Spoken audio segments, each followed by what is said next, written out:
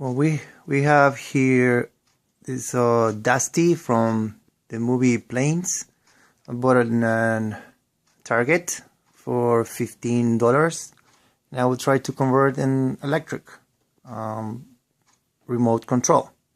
First thing that I did, I just cut the bottom of it to see where the prop was attached to. So it's a dummy engine right here. Then I'm gonna take it off, and I'm gonna work on the bottom of the fuse,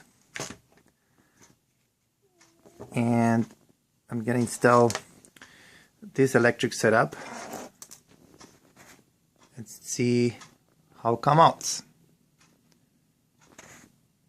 I'm gonna start working on it.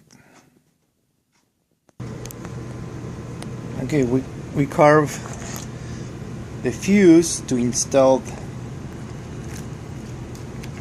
electronics,